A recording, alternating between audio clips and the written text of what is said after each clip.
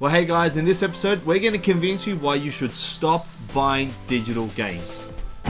Let's go. By the end of this video, we'll explain to you why you should stop buying digital games. So before we get into the points, let's get these things out of the way first, okay? We own and do buy digital games, all right?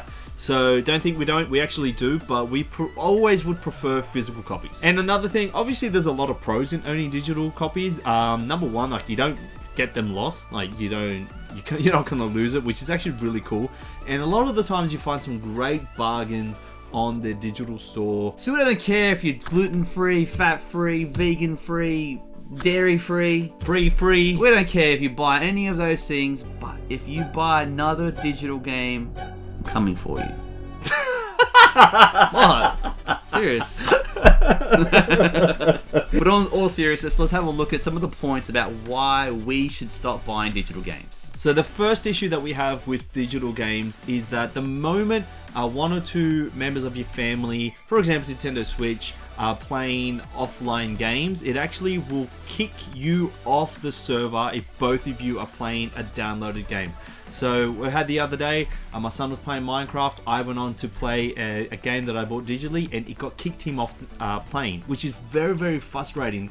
So even though we weren't playing the same game, we both can't be playing downloaded digital games at the same time with the same account, which is frustrating as anything. And the second point is that you generally will run out of memory on your console quicker if you have download only games in your system. There are a few exceptions where physical games want you to download some of the games to your console, but generally speaking, digitals obviously make you run out of memory quicker. So the third point is the resale value of the actual game. As all gamers would know, the value of games only goes up, especially in the good condition case and determined of what the game is. And so what happens if you download it and digitally buy the game, all of a sudden you've lost the value of the game. You can't ever resell it in the future, and no one cares about digital stuff. So it's important to have a physical copy if you're a collector. But you can sell your digital game to us by giving us your account details and passwords.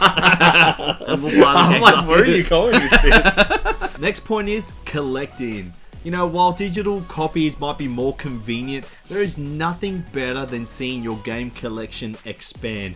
I remember back in the day, we used to go to your friend's house and you'd see the collection of DVD stands and be... Okay, for young people, yes, DVDs. This old fart, a VHS. What DVD collection? I'm like, VHS, bro? Yeah. Saw his notes, I was like, DVDs. I'm like, you're an old fart. You've got VHS. And the one thing we don't want to see is collector's editions coming out with games with a code. It's not the same when you're getting a collector's edition. It's got a cool statue and then you get like a code for the download. That's better than nothing, but that's not what we want as collectors. We want the physical. So we're hoping if things go digital in the future that they obviously still make physicals, and that's why you need to stop buying digital. And that brings us to our next point, is that you own the game forever. You see, as more things go digital, the chances of losing your games and your data increase dramatically over time. So when you're buying a digital copy, you're actually just renting the license for the actual game itself. There's no guarantee that in a year's time the game will actually still be there for you to play if you've archived it or something like that. And the more new consoles that get developed and are made means that the older consoles that have servers, that have online stores, it's not guaranteed the games that you've downloaded or you've bought on those servers will be able to be played in the future. So not all digital games are bad, obviously. There's some great $5 ones, cheap ones, so continue buying those. The ones that you don't care whether they're there in the next 5 to 10 years or not. But we encourage you to buy physical copies of games that actually matter and keep them for the rest of your life. So let us know in the comments down below, do you only buy digital, do you only buy physical, or do you just buy what's on sale? Let us know. But there are some news of online servers from old console systems that are possibly closing down forever. And so check out this video where we talk about which console you should be getting before it's too late. Peace.